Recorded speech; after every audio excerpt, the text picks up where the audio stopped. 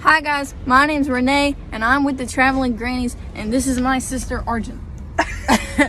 And this is my granddaughter Anna. And there's the cruise ship.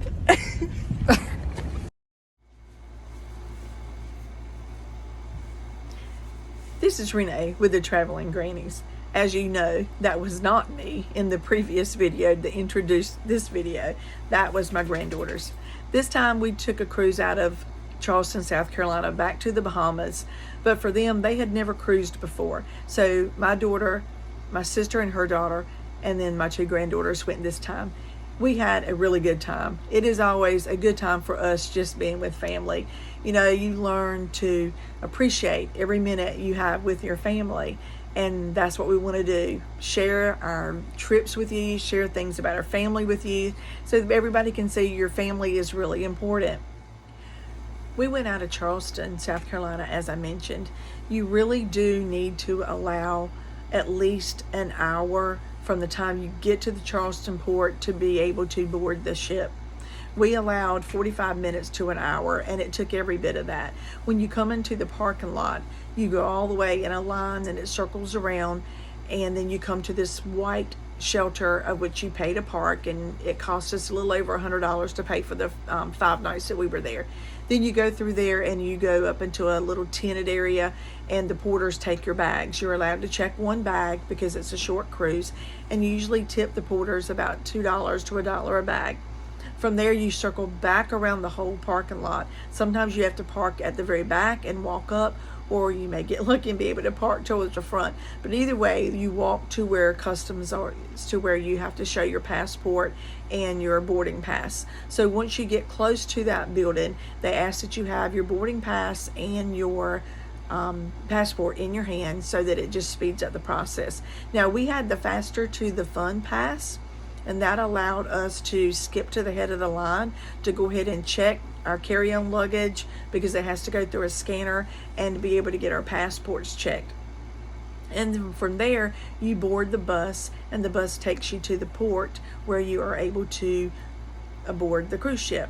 Like I said, it took us at least an hour to do that process, and we had the faster to the fun passes. So if you do not have those, you need to allow a good hour to an hour and a half, because you don't want to miss your boarding time. Now, if you have an earlier boarding time, you're able to do that. But if you have a late boarding time, you really need to be there, because I don't think they board after 3:30 if it's a 4 o'clock departure time.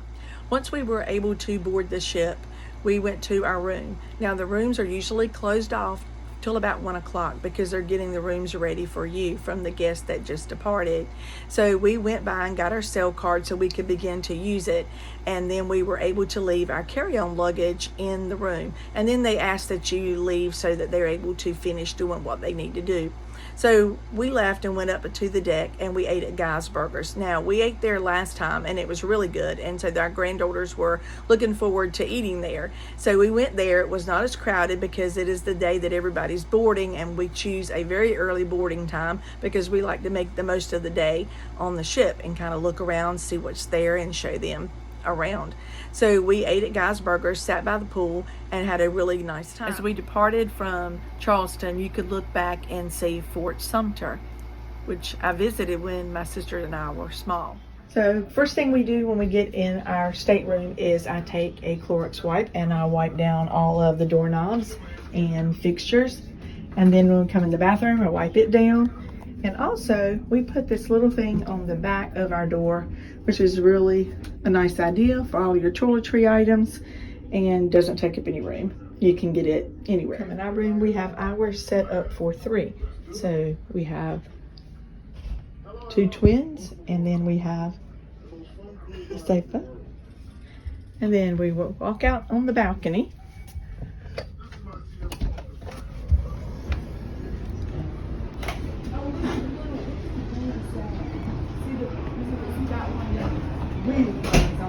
And our family is next door. Oh, hey! It's the real family room. We did not have connecting rooms. Now they do have those available, but we did not, and we had side-by-side rooms. Now there is a partition on the balcony, as you saw, but sometimes if you go down and you ask at guest services, they will ask the captain if they can remove the partition to where you can go from room to room using the balcony. We were able to do that last time. We were not able to do that this time based on where the rooms were located, but we were side by side. At 4 o'clock, we headed down to the 9th floor, which is the pool deck, where they have their sail-away party. Now, we have an awesome cruise director whose name was James Love, and he just kept everything going. It lasted about 45 minutes. Everybody's out onto the deck, dancing to the music, and just having a really good time. Next, we walked around to show the girls the ship.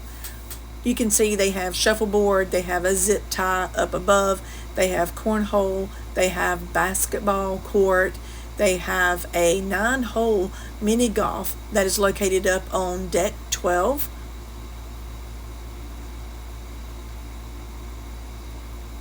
They have a life-size chess set that you can play. They have foosball. They have a pool table, and all this is located on decks 11 and 12. They do have a pool up on deck 9. It is a rather small pool, so we were not able to use it this time, just like last time, because there were so many people. We were, however, able to use one of the hot tubs that were up on deck 10, and also the smaller adult pool on deck 10 or deck 11 that is for 18 and up. And then the upper deck is for 21 and up, which has a smaller pool, but we did not use that one. They also do have water slides, and as my granddaughter said, they were extremely fast coming off. They do have different shows at nighttime. The first one that we saw at night was called Epic Rock, and that is music from the 70s. They do have an awesome team of dancers and singers, just amazing voices. We really enjoyed the shows that we went to see. They have other singers throughout the ship. There may be a couple, or it may be just a small band in different areas located in the bar areas or in sitting areas throughout the ship that you can hear throughout the day and throughout the night. The last one that we went to see was called The World Works Here, and that one represents all the nationalities that are aboard the cruise ship. And I believe, if I understood him correctly, there were 60 nationalities that were on our ship, and each one was represented by their country flag.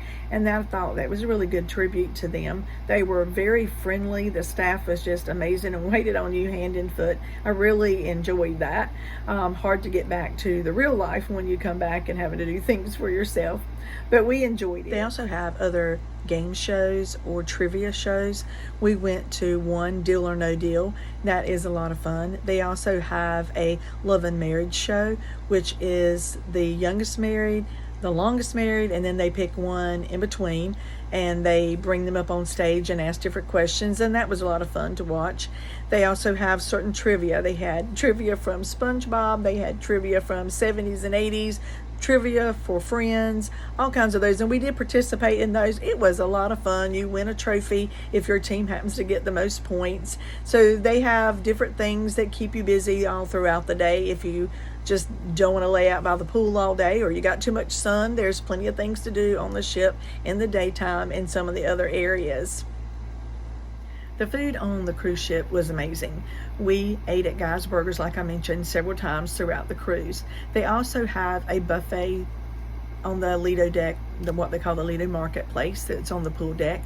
And they serve breakfast, lunch, and supper. And it's all you can eat buffet. It has pastas, as well as salad, as well as fruit, as well as dessert, in addition to the buffet. So we really enjoyed it. They also had a sandwich shop that is there, had amazing sandwiches. They have a pizza place that is there, and they also have a Mexican station that is there. And all of that is included in the price of your ticket, which was really good because you could eat all you want almost all day long. They also have a main dining room, and we did not take advantage of it last time, but we did this time, and I'm glad that we did.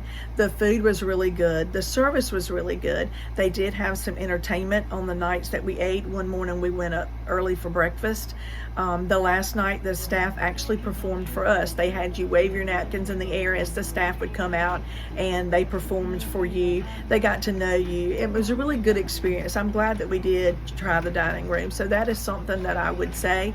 You know, you can always try new food. It's free. If you don't like it, you can ask for something else. So it's a good way to experience new items. They do have specialty restaurants. We did not do those this time. We did them last time. They are a little pricey, but you do get a huge food portion. Each time I could not finish the meal, or none of us could finish the meal that we had. So we just chose not to do that this time, but to stay with the other. They do have specialty coffee shops, smoothie shops, anything in the world you want to drink, they have for you there, so you can get that.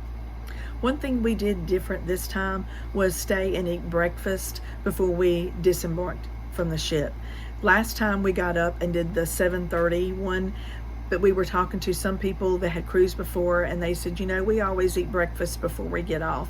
So we tried that this time. We packed the night before, had everything ready, and then in the morning when we got up and got dressed, we went down for breakfast and then came back to our room and picked our luggage up and then left the ship. That worked really well for us. I did not feel near as rushed as I did the time before.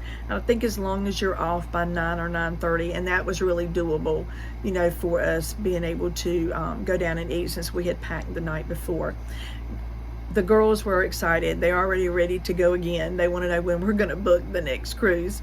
Now, we did go to Nassau and we did do Half Moon Cay, and I'm going to link that in another video so that I can try to keep our videos short and easy to watch.